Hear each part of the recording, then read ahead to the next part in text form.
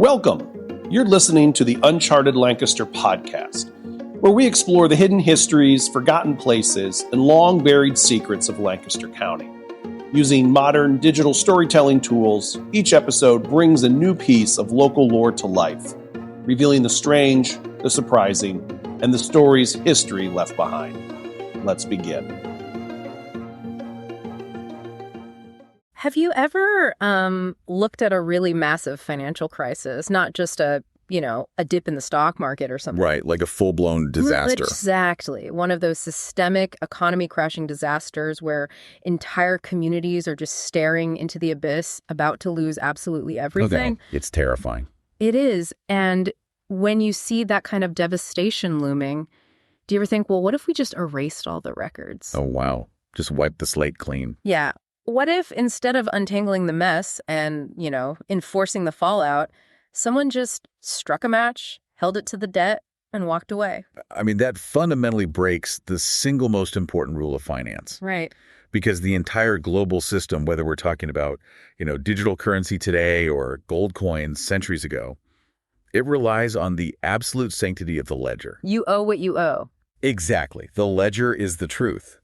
But that raises a pretty terrifying question for you to think about.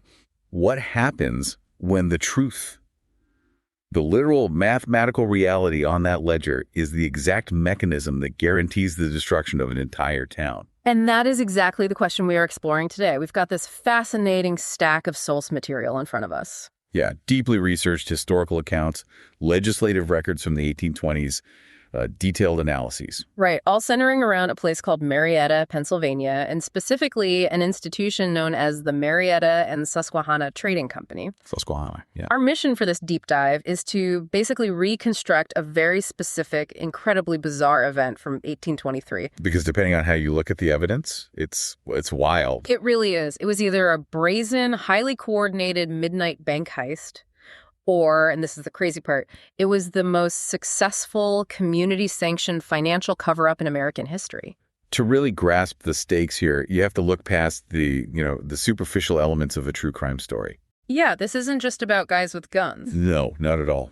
This isn't a narrative about outlaws holding up a cashier for a few bags of silver. We are analyzing a community that experienced a collective euphoric financial hallucination. A hallucination. I love that word for it. It fits. They conjured a massive fortune out of thin air, watched it evaporate when economic reality reasserted itself, and then found themselves trapped. Right. The town faced a binary choice: follow the strict letter of the law, which meant almost every family would be foreclosed upon and ruined, or execute a maneuver so legally unthinkable that it would completely baffle the state legislature for a decade. Exactly. So let's start with that hallucination, because the crime makes absolutely no sense unless you understand the sheer scale of the delusion that preceded it. Right. The setup is crucial. We're looking at Marietta, Pennsylvania. It's located in Lancaster County. The year is 1814. 1814. And the way these sources describe the atmosphere, it's as if the entire town just lost its collective mind. Yeah, the word boomtown really doesn't quite capture what was happening in Marietta then. To understand the psychology, you kind of have to look at the geopolitical context of the era. Okay, set the scene for us. So the War of 1812 had heavily disrupted international trade.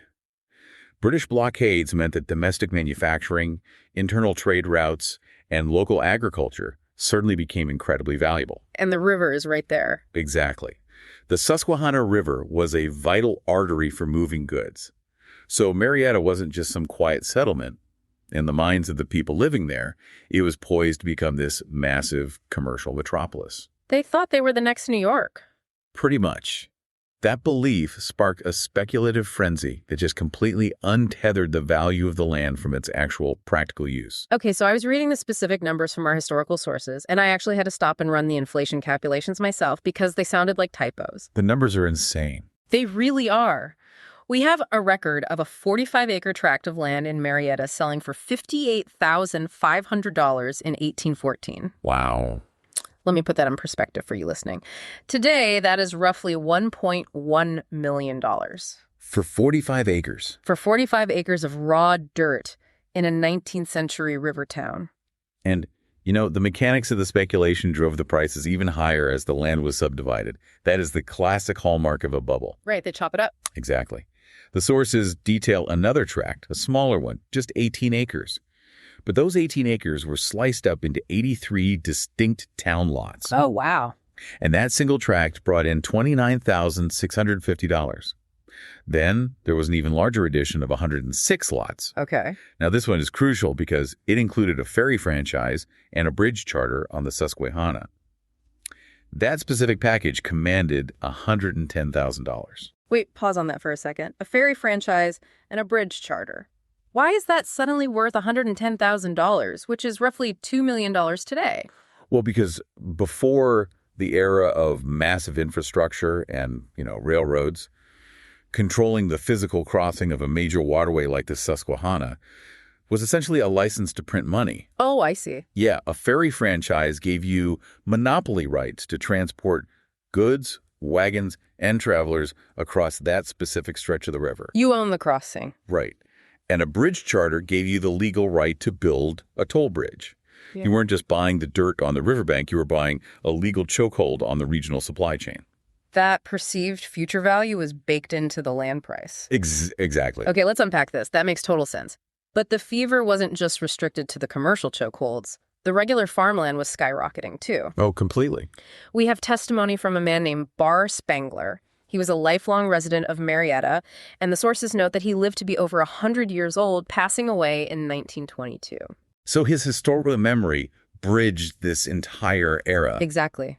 He stated that completely standard farms were being knocked off at auction for more than $300 an acre, and suburban town lots were selling for $2,000. Unbelievable. And the Honorable W.U. Hensel, a former Attorney General of Pennsylvania who spoke at Marietta's centennial in 1912, said this boom was, quote, never paralleled or even approached before or since anywhere else in Lancaster County. This is where we have to analyze the fundamental psychology of speculative markets. Why do highly pragmatic people, like farmers, right, farmers who have spent their entire lives knowing exactly how many bushels of wheat an acre of soil can yield, who know the literal sweat equity value of that dirt, suddenly start believing that same dirt is worth a fortune? Right. Why the shift? It's because the asset changes. They stop buying the land for its agricultural yield, and they start buying the illusion of endless future appreciation. The dream. The streets, the town squares, the bustling markets, they existed entirely on paper. Not a single brick had been laid for most of these lots, but the future was rushing toward Marietta, and fear of missing out just overrode all rational thought. It is exactly like the modern speculative bubbles we've seen recently. Oh, for sure. Imagine someone buying digital real estate in the metaverse, paying hundreds of thousands of dollars for pixels, or, dumping their life savings into a speculative crypto coin because the graph is steep and everyone else is getting rich. Exactly the same energy. You aren't buying the actual underlying asset. You are buying the fever. And in 1814, Marietta was experiencing the 19th century equivalent of a crypto boom.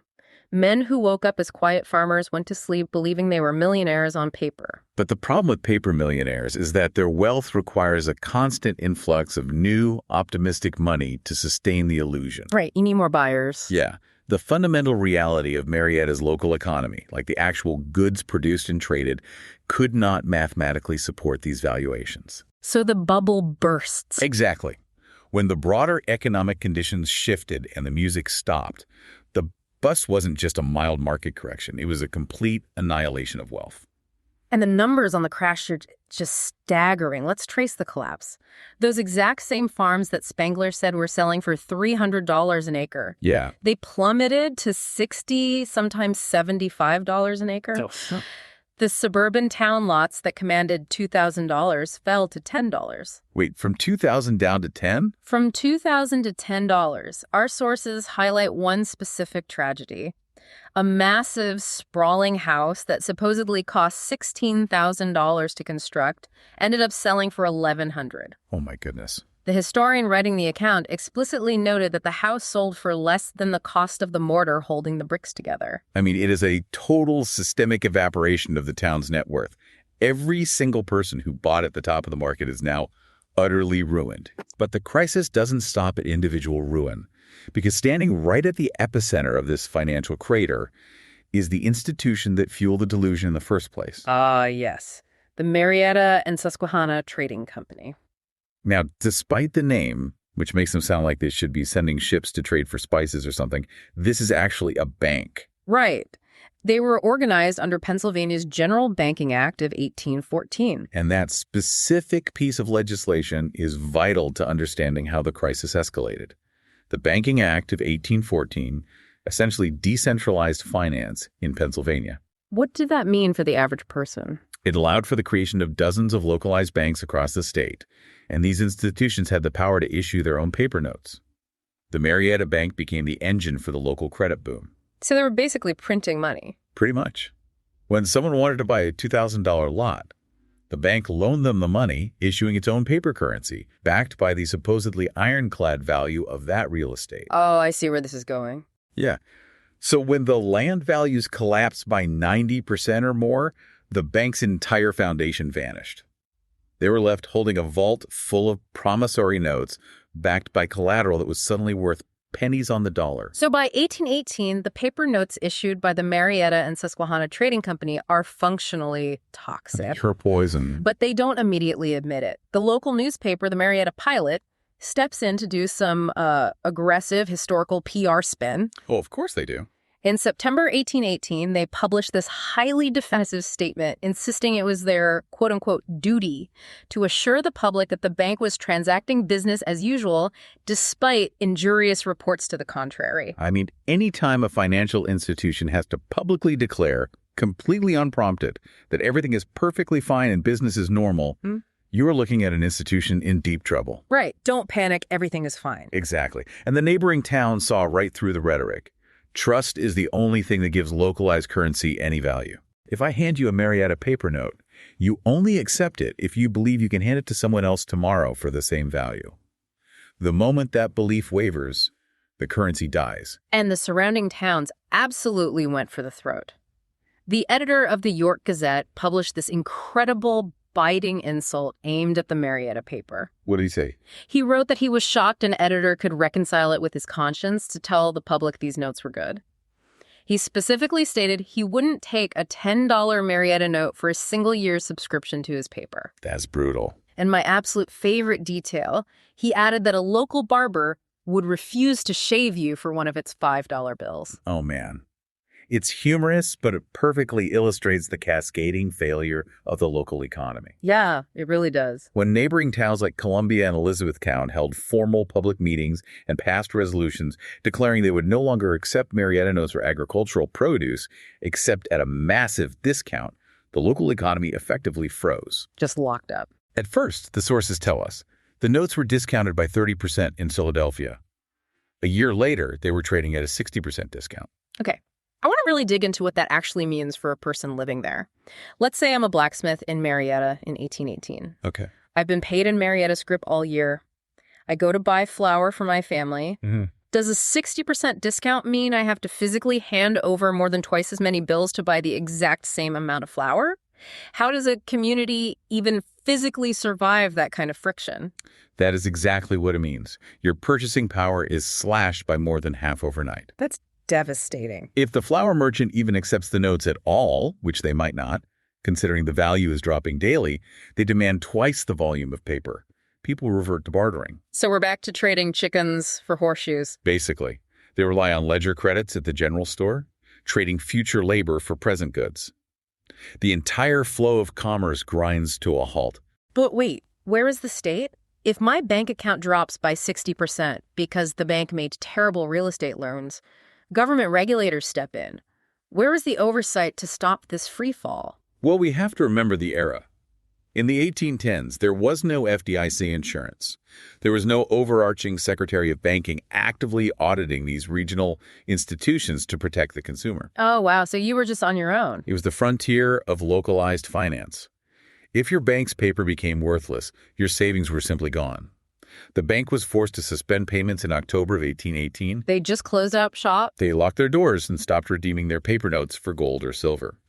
The state legislature considered a bill in 1819 to formally revoke the bank's charter, but it didn't pass. Really? Why not? Politics, mostly. Yeah. So the Marietta Bank entered this bizarre, terrifying zombie state. It was functionally dead, unable to operate or redeem its currency, but legally it was still alive and still technically held the mortgages on everyone's homes. Which is a ticking time bomb. A massive one. And that brings us to 1821. The bank has been a zombie for nearly 3 years. The notes are garbage.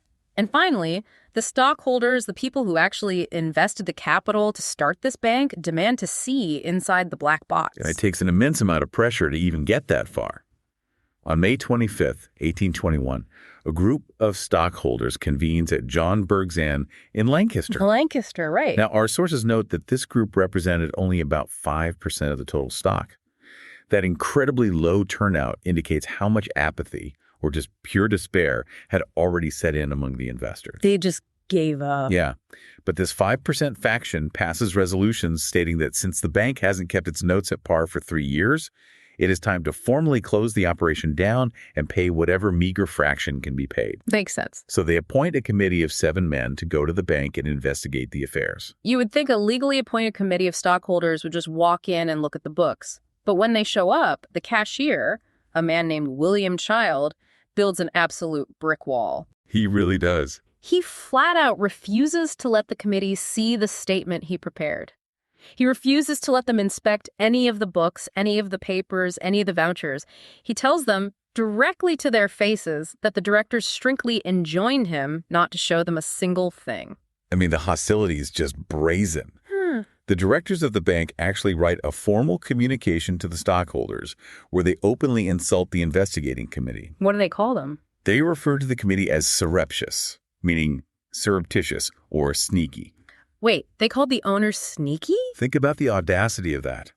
The directors, who are hiding the financial records of a failed public institution from its rightful owners, are calling the owners sneaky for wanting to see the ledger. How dare you surreptitiously try to look at the books you legally own to find out where our money went? That is wild. It's unbelievable.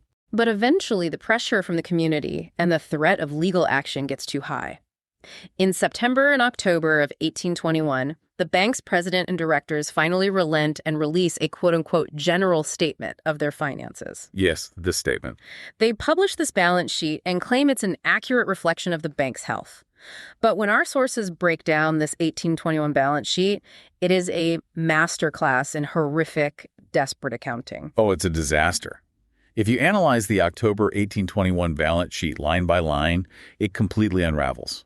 Let's start with a massive, glaring mathematical impossibility. Okay, let's hear it.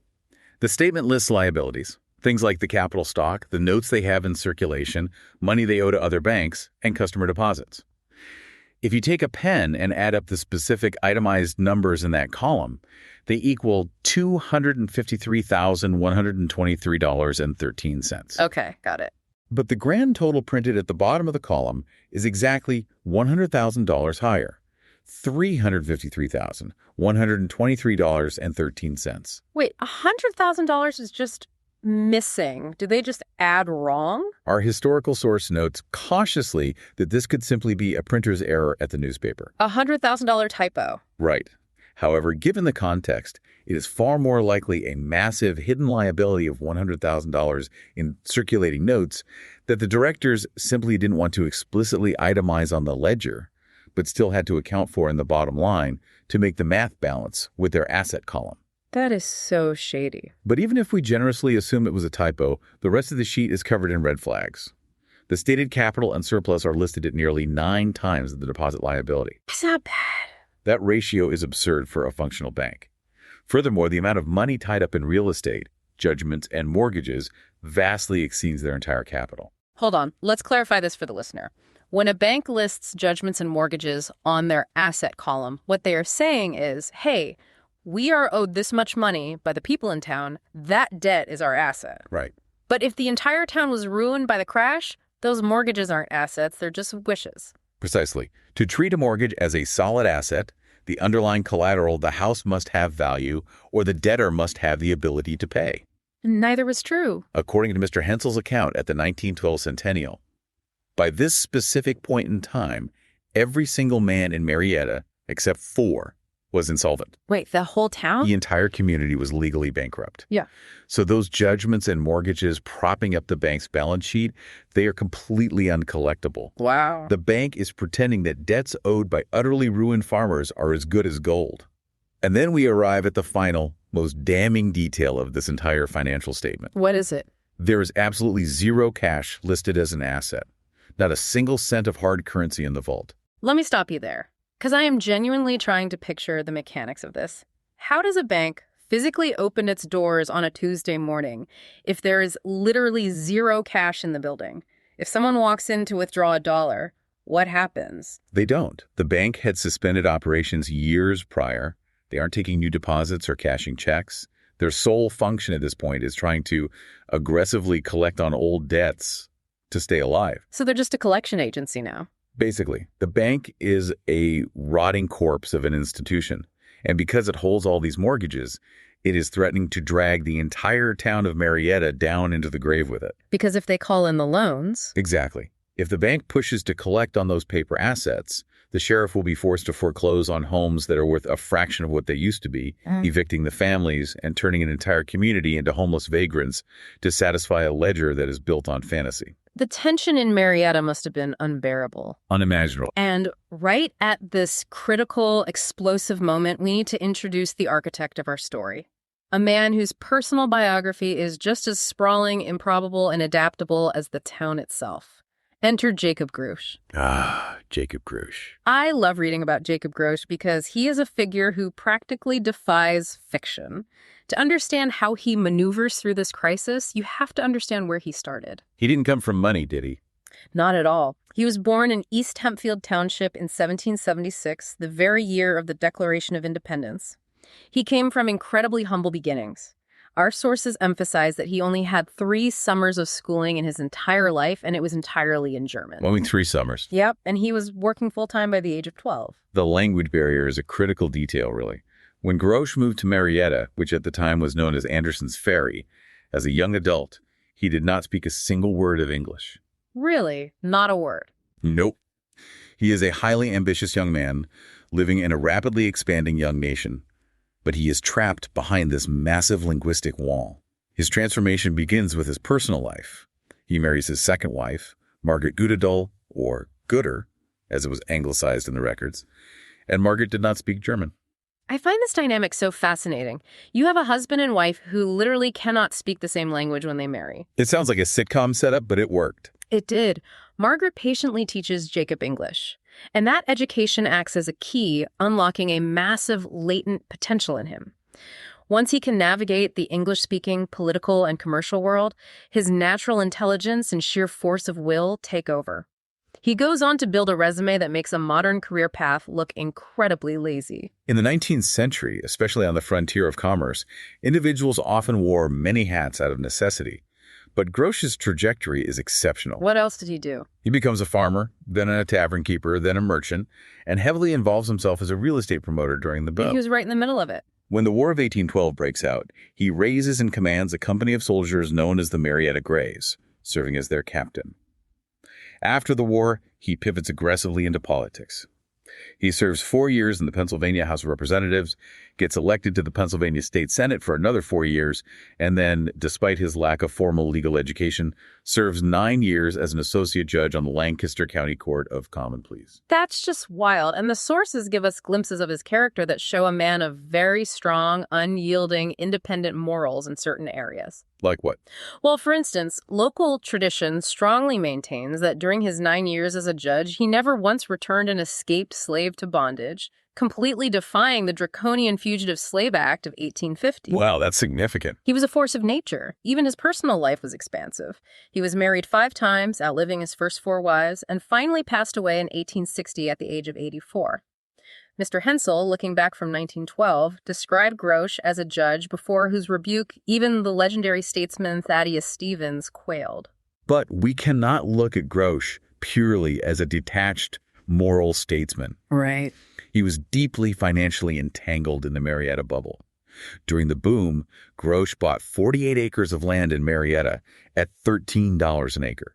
He personally laid it out into building lots and sold all of them within 2 months for $500 apiece. That is a staggering profit. But then, catching the very fever he helped create, he turned around and bought some of those exact same lots back at an even higher price. Oh, he bought his own hype. He built himself an imposing, expensive mansion. He endorsed notes for other people's loans. He incurred massive debts of his own. Grosh is the perfect embodiment of Marietta. Fiercely ambitious, deeply overextended, incredibly adaptable, and fundamentally trapped in the wreckage of a collapsed dream. I have to push you on this, though. When you analyze a guy like this, someone with 3 summers of German education, who somehow masters the levers of state power, who builds a massive fortune, loses it, and becomes a judge, how are we supposed to view him? Tough. Is he a civic hero using his power to protect his vulnerable neighbors? Or is he the ultimate 19th century insider trading mob boss? Because he clearly understands exactly how to manipulate the legal and financial systems to his own advantage. That ambiguity is the defining question of this entire deep dive. And it comes to a head in 1822. The state finally steps in. The zombie bank is forced into formal liquidation. Finally. To manage this incredibly delicate process, 5 liquidating trustees are appointed by the Court of Common Pleas of Lancaster County. Their job is to wind down the bank's affairs, collect the outstanding debts, and pay off the creditors. Okay, sounds standard. Except 4 of those 5 trustees are former directors or officers of the failed bank, including William Child, the exact same cashier who previously stonewalled the stockholder audit. And the 5th trustee is Jacob Grosh. So the Foxes are officially legally in charge of liquidating the henhouse. Exactly. The very men who oversaw the catastrophic failure of the bank, who made the ruinous loans, are now legally empowered by the state to squeeze the last remaining drops of blood from their bankrupt neighbors. That is a recipe for disaster. And as a powder keg. If the trustees do their legal duty, they destroy the town and likely themselves. And then, under their direct, exclusive watch, a highly convenient, incredibly theatrical crime occurs. August 29th, 1823, the midnight heist. Here we go. Picture the scene. According to a dramatic reward notice that was heavily circulated shortly afterward, a most daring robbery was perpetrated on the Marietta and Susquehanna Trading Company. The official narrative claims that 3 villains, well disguised and masked, ambushed the cashier, our old friend William Child. The narrative the trustees put forward is highly specific and almost cinematic. They claim these 3 masked men seized Child on the back porch of the banking house late at night. They pressed 3 pistols to his breast to enforce absolute silence. 3 pistols. Right. They physically dragged him inside the dark building and compelled him at gunpoint to unlock the heavy bank vault. The account states that one robber held the pistol directly to Child's chest while the other 2 cleared out the contents of the vault. Now, what exactly did these daring, heavily armed villains take? Did they haul out heavy sacks of gold and silver coins? No. Because as we established, the bank had absolutely 0 cash. Right, none at all. The robbers took a little bit of worthless bank paper, but primarily they took the books, all the heavy-bound ledgers, all the promissory notes, all the valuable legal papers. They literally stole the written record of who owed what to whom. So convenient. And I want you to hold on to this detail because it is vital. The notice explicitly, intentionally states that the robbers spoke only in the German language. That language detail is placed there very deliberately. But let's examine the immediate aftermath. The trustees, a group that includes Jacob Grosh and William Child, immediately publish a reward notice in 7 different regional newspapers. They offer a staggering sum, $1,000 for the apprehension of the robbers and the return of the books. That's roughly $32,000 today. But they include a very curious caveat. They offer $500 for just the return of the books. No questions asked. And because the books are gone, the trustees are faced with a dilemma. How do they collect the debts? Oh, this is the best part. Their solution is comedy gold. They publish a formal notice to all the debtors of the bank, ordering them to come into the office on a specific date in September to ascertain the exact amount due by each person. Seriously. They are literally asking a town full of completely bankrupt, desperate people to operate on the honor system. They are saying, hey, a terrible tragedy occurred. We lost the permanent record of your crushing, life-destroying debt. Could you please come in, sit down, and voluntarily tell us exactly how much you owe so we can proceed with ruining you? I mean, it is completely transparently absurd. If we step back and analyze the mechanics of this crime as an investigator would, the glaring inconsistencies are impossible to ignore. Why on earth would professional armed robbers steal debt records? It makes no sense. A massive leather ledger book has absolutely zero resale value to a criminal on the black market. You can't fence a promissory note made out by a bankrupt farmer. But to the town of Marietta, to the people facing foreclosure, those books were a death sentence. A literal get-out-of-jail-free card. By stealing the ledgers, the robbers surgically removed the exact, specific organs the bank required to enforce its ruinous claims in a court of law. Without the paper trail, the debt ceases to exist. It is the ultimate "the dog ate my homework" excuse, but applied to millions of dollars in catastrophic financial liability. Right. It's like a highly sophisticated hacker breaking into the mainframe of a major credit card company today. They bypass all the actual money, they ignore the wire transfer systems, and they just navigate to the master database of everyone's credit card balances and hit delete. Poof! Everyone's debt is gone. It's a great analogy, except our hackers didn't use code from a remote server. They allegedly had to physically haul hundreds of pounds of bound leather ledgers out of a vault at gunpoint in the middle of the night without waking the neighbors or leaving a physical trail. The logistics of that are crazy. The logistics of the physical theft make it even more unbelievable. Mm-hmm. And predictably, the creditors, the people outside of Marietta who were actually owed real money by this bank, were not buying this cinematic story for a single second. They saw right through it immediately. The backlash was incredibly swift. The frustrated creditors held a meeting at William Cooper's Inn in Lancaster. Lancaster again. And the way they publicized this meeting tells you exactly what they thought of the trustees. They called it a meeting to discuss the late apparent robbery of the bank house. Apparent. You can feel the heavy, dripping sarcasm from 2 centuries away. They're putting the robbery in massive air quotes. Oh, completely. They know it's a coordinated setup. At that meeting, the creditors appoint a committee to institute an immediate, aggressive inquiry.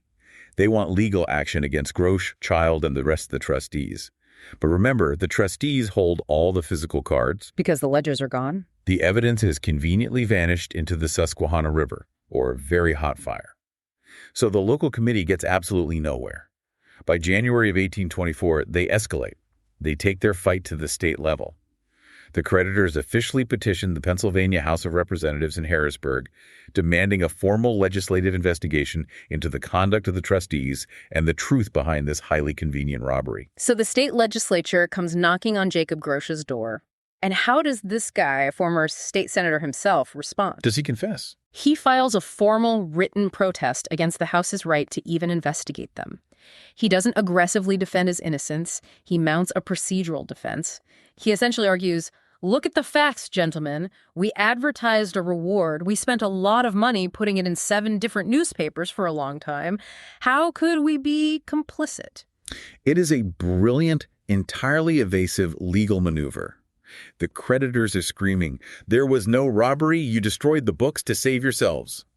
And Grosh's response sidesteps the core accusation entirely. He points to the administrative paperwork of the reward as proof of his diligence. Unbelievable. But the House committee doesn't back down. In March of 1824, they release a report that drops an absolute bombshell regarding how the trustees operated in the shadows before the books disappeared. This is the part of the story that makes me genuinely, actively indignant on behalf of the creditors. The sheer audacity of these trustees is staggering. The legislative committee discovers that before the books vanished into the night, the stock of the Marietta Bank was practically worthless. Like, how worthless? It was estimated to be worth maybe $4 or $5 a share, though testimony revealed it realistically couldn't even be sold for $4. After the robbery, the stock completely tanked to $1.50 a share. Okay. But here's the kicker, the actual mechanism of the fraud. The trustees allowed members of their own board and certain highly favored local debtors to pay off the debts they owed to the bank using this crashed, worthless stock. And we have to clearly explain the math of this ledger swap because this is where the true theft occurred. If I owe the bank $100 and I buy bank stock on the open market for $1.50 a share, I should have to hand over roughly 66 shares to clear my debt. That's just standard math. But that is not what the trustees did. They accepted the crashed stock at a completely fabricated, inflated valuation of $17.50 per share. Wait, let me make sure I'm following this. They were taking stock that was actually worth $1.50 and telling the ledger it was worth $17.50. So if I owed $17.50, I could buy a single share of garbage stock for $1.50, hand it to Jacob Grosh, and he would wipe out my entire debt. Exactly. It is breathtaking corruption. The trustees were not just playing Robin Hood, protecting the poor townspeople from foreclosure. They were actively enriching themselves and their closest political allies. They were cashing in. They used the chaos, the confusion, and the fog of the missing books to launder their own personal debts at a premium of more than 10 times the market value of the stock. They took completely worthless paper, assigned a fictional sky-high value to it, and used it to erase their own liabilities on the bank's books. And no one could prove it. Conveniently, because the books were stolen, no outside auditor could ever verify the exact dates or amounts of these transactions. They didn't just burn the evidence of the town's debt. They used the ashes to buy themselves out of their own terrible investments. I mean, for everyone listening, think about how modern massive financial crimes operate. It's never a guy in a ski mask. The truly devastating ones rarely involve a guy in a ski mask with a gun jumping over a teller counter. They hide behind incredibly complex paperwork, shell companies, synthetic collateral, or, in this specific case, the sudden, tragic lack of paperwork. The mechanics of the fraud have evolved over 2 centuries, but the audacity of the perpetrators is exactly the same. You would logically assume that with the state legislature uncovering this massive, blatant conflict of interest and ledger fraud, the hammer of justice would swiftly fall on Grosh and the trustees. You would think so, yeah. But the legal system in 1824 was slow, highly cumbersome, and entirely unequipped to handle a financial cover-up of this specific, unprecedented magnitude. So what does the state actually do? The legislature basically throws its hands in the air. They say, this is too messy and complex for a simple legislative report. And they pass a law giving the District Court of Lancaster City and County special equity powers to sort out the entire sprawling mess of the Marietta and Susquehanna Trading Company. We need to explain why that matters. In the 19th century legal system, there was a strict division between courts of law and courts of equity. What's the difference? A court of law dealt with rigid rules. Did you break this specific statute? Yes or no? A court of equity dealt with fairness, complex injunctions, and unwinding tangled financial messes where the strict letter of the law was insufficient. By granting special equity powers, the legislature was essentially telling the local court to untie the Gordian knot of the missing ledgers and the insider trading. But equity cases are notoriously slow. Which kicks off a decade of brutal delay. In June of 1826, 12 separate suits are filed in equity by the furious creditors, and then the wheels of justice grind to a near halt. A decade. It takes nearly 10 full years of legal maneuvering, motions, and hearings. The original charter of the bank expires. The local economy begins to slowly recover. The world moves on. Finally, on April 15, 1836, almost 13 years after William Child was supposedly held at gunpoint on his back porch, a final decree is entered in the case of one of the lead creditors, a man named James Porter. And that 1836 decree is the emptiest victory imaginable for the creditors. The court issues an order that says, essentially, congratulations, Mr. Porter, you win. You are allowed to take out an execution and levy all the real estate and property belonging to the bank. Sounds like a win. But the decree contains a massive, legally ironclad proviso. It explicitly states that the ruling is not to be construed as making any of the trustees personally liable for the debts. That one sentence is everything. That is the victory condition for Jacob Grosh. It absolutely is. Grosh, Child, and the other trustees are completely legally shielded. Their personal fortunes, their mansions, the money they saved by erasing their own debts, it's all perfectly safe. The court says the creditors can only seize what belongs to the bank. Which is nothing. Because the books were gone and the debts had been erased through the stock swap, the only thing the sheriff could actually locate, seize, and sell was the leftover physical real estate still titled in the bank's name. And the results of those sheriff sales were pathetic. The sources detail one specific instance where a property was sold by the sheriff for exactly $1,505, but it was sold to satisfy a prior judgment of $1,457. Wow. Barely cleared it. By the time the legal fees were paid and the dust finally settled, the creditors who spent a decade bringing these equity suits effectively got nothing. The bank had been completely hollowed out from the inside, the massive debts had vanished into the ether, and the money was gone forever. It was, in execution and outcome, the perfect crime. The trustees got away with it completely. They saved their town from mass foreclosure, they saved their own personal fortunes, and they suffered zero legal consequences. It's almost impressive. But what is truly fascinating as a historian is how the collective memory of the event fractured. History couldn't make up its mind about what actually happened or who the good guys were. The narrative depends entirely on when you ask the question. Right. If you look at the immediate aftermath, the anger is palpable. Just 2 years after the equity suits were filed, in 1828, the Lancaster Journal published a scorching, furious editorial. They did not hold back. They referred to the entire bank affair as a mysterious and iniquitous transaction. They called it the deepest and blackest stain which has ever been inflicted upon the character of the people of this county. The contemporary observers clearly viewed Grosch and the trustees as corrupt, self-serving villains who blatantly cheated honest creditors out of their rightful money. But time has a remarkable way of softening the edges of a crime, especially when the fruits of that crime ultimately benefit the survival of a community. Fast forward 84 years to the Marietta Centennial Celebration in 1912. A whole new generation. The generation that lost their money is dead. The narrative has completely shifted. The speakers at the Centennial aren't talking about a black stain on their honor. They are actively romanticizing the event. They openly describe the suspected robbers as worthy burghers who bravely and selflessly conspired to rob the bank of the evidences of local indebtedness in order to save their townsmen from utter desolation. They turned a massive financial fraud into a local Robin Hood myth. It is a completely dual legacy. Were they corrupt, self-serving elites who used a fake theatrical robbery to insider trade their way out of crushing personal debt? Or were they vigilantes resetting a profoundly broken system to prevent an entire town from being thrown out into the cold winter? To me, it all ties back to the disguise. The language of the robbers. Yes. The reward notice explicitly stated that the 3 masked men spoke only in German. Now consider the mastermind of the town.